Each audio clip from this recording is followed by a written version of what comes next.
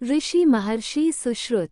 महर्षि सुश्रुत शल्य चिकित्सा के पितामह और सुश्रुत संहिता के प्रणेता आचार्य सुश्रुत का जन्म 6ठी शताब्दी ईसा पूर्व में काशी में हुआ था। इन्होंने धन्वंतरि से शिक्षा प्राप्त की। सुश्रुत संहिता को भारतीय चिकित्सा पद्धति में विशेष स्थान प्राप्त है। सुश्रुत ने काशीपति दिवोदास से शल्य तंत्र का उपदेश प्राप्त किया था। काशीपति दिवोदास का समय ईसा पूर्व की 2री या 3री शती संभावित है। सुश्रुत के सहपाठी औपधेनव, वैतरणी आदि अनेक छात्र थे। सुश्रुत का नाम नवनीतक में भी आता है। अष्टांग संग्रह में सुश्रुत का जो मत उद्धृत किया गया है वह मत सुश्रुत संहिता में नहीं मिलता। इससे अनुमान होता है कि सुश्रुत संहिता के सिवाय दूसरी भी कोई संहिता सुश्रुत के नाम से प्रसिद्ध थी। सुश्रुत के नाम पर आयुर्वेद भी प्रसिद्ध हैं। ये सुश्रुत राजर्षि शालिहोत्र के पुत्र कहे जाते हैं। शालिहोत्रेण गर्गेन सुश्रुतेन च भाषितम सिद्धोपदेश संग्रह। सुश्रुत के उत्तर तंत्र को दूसरे का बनाया मानकर कुछ लोग प्रथम भाग को सुश्रुत के नाम से कहते हैं, जो विचारणीय है। वास्तव में सुश्रुत संहिता एक ही व्यक्ति की रचना है। सुश्रुत संहिता इस ग्रंथ में सर्जरी से जुड़े विभिन्न पहलुओं को विस्तार से बताया गया है। इस किताब के अनुसार सुश्रुत शल्य चिकित्सा के किए 125 से अधिक स्वनिर्मित उपकरणों का उपयोग किया करते थे, जिनमें चाकू, सुइयां, चिमटियां की तरह ही थे, जो इनके द्वारा स्वयं खोजे गए थे।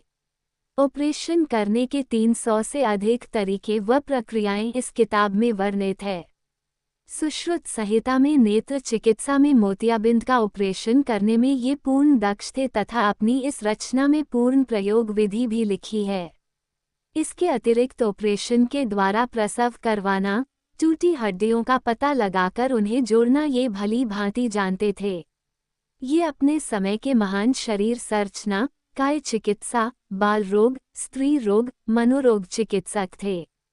सुश्रुत की शल्य क्रिया। इन्होंने अपनी रचना में 8 प्रकार की शल्य क्रिया के बारे में वर्णन दिया है, जो इस प्रकार है: छेद्या, भेद्या, लेख्या, वेद्या, ऐश्या, आहार्या, विश्रव्या, सीव्या। सुश्रुत संहिता में शल्य क्रियाओं के लिए काम आने वाले जटिल व विशिष्ट यंत्रों एवं उपकरणों के बारे में भी बताया गया है। इस चिकित्सा ग्रंथ में इन्होंने 24 प्रकार के स्वास्तिकों, 2 प्रकार के संसों, 28 प्रकार की शलाकाओं तथा 20 प्रकार की नाड़ियों का विशेष रूप से विस्तृत वर्णन किया है। आचार्य सुश्रुत शल्य चिकित्सा में काफी हस्तसिद्ध थे।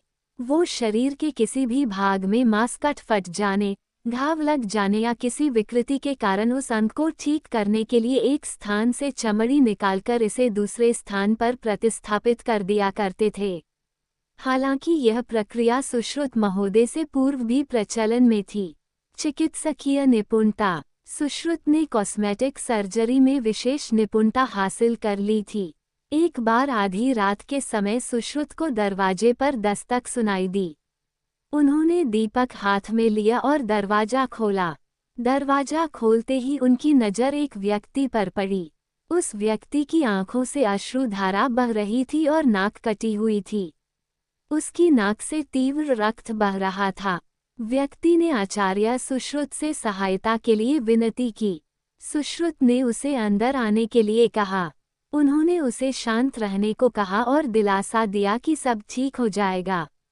वे अजनबी व्यक्ति को एक साफ और स्वच्छ कमरे में ले गए। कमरे की दीवार पर शल्य क्रिया के लिए आवश्यक उपकरण टंगे थे।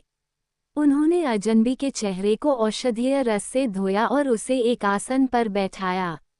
उसको एक गिलास में मद्य भरकर सेवन करने को कहा और स्वयं शल्य क्रिया की तैयारी में लग गए। उन्होंने एक पत्ते द्वारा जख्मी व्यक्ति की नाक का नाप लिया और दीवार से एक चाकू व चिमटी उतारी।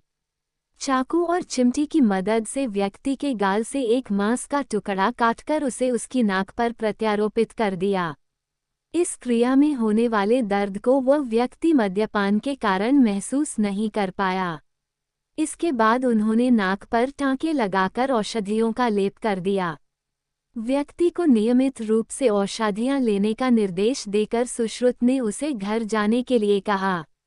अगर आप इसी तरह की कहानी अच्छी लगी है तो हमारे YouTube चैनल स्टोरी का खजाना को अभी सब्सक्राइब कर लीजिए और साथ में घंटी को दबाकर ऑल पर सेट कर लीजिए ताकि आने वाली हर एक न्यू कहानियों का नोटिफिकेशन आपको तुरंत मिल जाए। अपना प्यार स्नेह इसी तरह बनाए रखें।